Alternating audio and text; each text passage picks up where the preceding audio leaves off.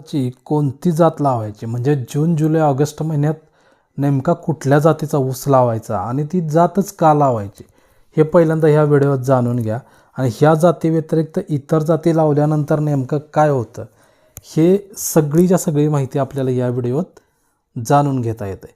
शेतकरी बंधूंनो, आपण आडसाली म्हणजे जून जुलै ऑगस्टला ज्यावेळेला ऊस लावतो त्या ऊसाला कारखान्याला तुटायला कमीत कमी 14 महिन्यापासून 18 महिने लागतात. आता जर इतके महिने लागत असतील तर इतके महिने तो ऊस आपल्या शेतामध्ये टिकला पाहिजे, म्हणजे त्या ऊसाला आतून धशी नाही पडल्या पाहिजेत की जेणेकरून त्याचं वजन कमी व्हावं. ह्याकरता वजन कंटिन्यू शेवटपर्यंत टिकून राहील अशी जर जात आपल्याला रप अँड टप बघायची असेल तर को 86-032. आता ह्या 86-032मध्येच दोन प्रकार निरा आणि ज्ञानेश्वरी आलेले आहेत. खरं तर निरा आणि ज्ञानेश्वरी ह्यात फार मोठा काही असा फरक नाही आहे. ही जात मुळातच को 86-032च आहे, फक्त ह्याला शेतकऱ्यांनी आपापली नावं दिलेली आहेत. तर हीच जात नेमकी का लावायची तर ह्या जातीमध्ये आपल्याला योग्य जर व्यवस्थापन केलं तर सहजरित्या 100, 120 टन 130 टन आपल्याला उत्पादन या आडसाली ऊसामध्ये निघतं. समजा आपण ह्याच जागी जर 265 या जातीचा ऊस लावला तर 265 जात कशी आहे 10, 11, 12 महिन्यापर्यंत एकदम चांगली, पण 12 महिने 13 महिन्याच्या पुढं जर तो ऊस गेला तर आतल्या बाजूनं तो ऊस आपोआप पोकळ होतो. पोकळ होतो म्हणजे काय, त्याला तुरावरती लवकर येतो. तुरा आला की आपोआप त्याचं वजन घटायला सुरुवात होतं.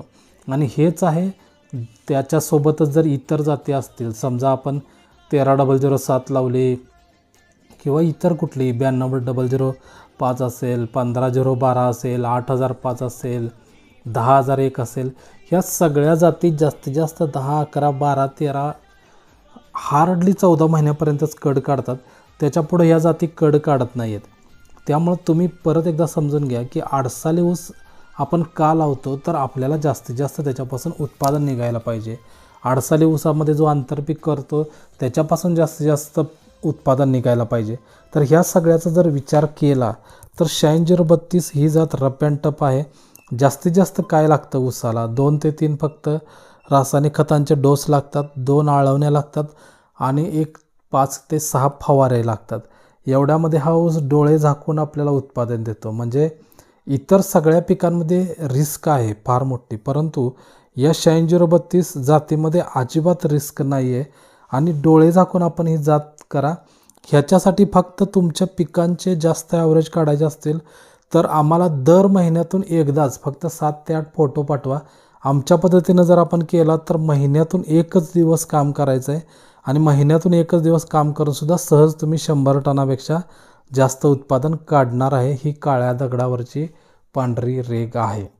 का ते शेतकरी बंधूंनो लक्षात घ्या, कारण आम्ही तुम्हाला जे मार्गदर्शन करतो ते एकदम ओरिजिनल असतं आमच्या औषधांसारखंच. कारण आम्ही जी तुम्हाला औषधं पुरवतो ती एकदम ओरिजिनल पावडर फॉर्ममधलीच असतात.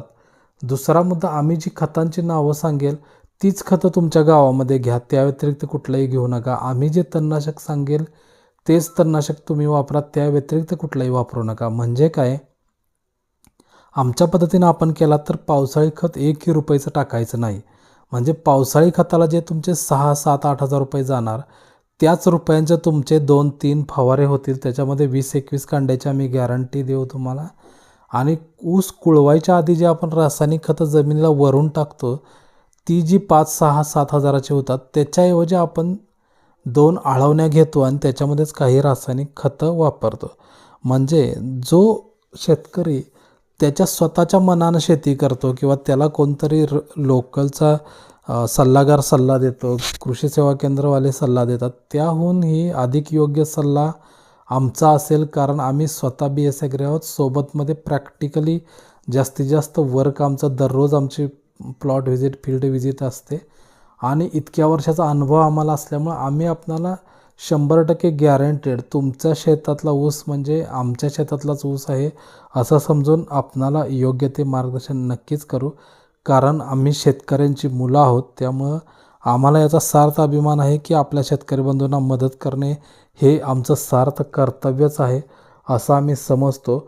आणि याकरताच आपणाला ही 8 दिवसाची नेमकी कोणती जात लावली तर आपल्याला जास्तीत जास्त उत्पादन मिळेल. हाच या व्हिडिओचा उद्देश होता. नमस्ते.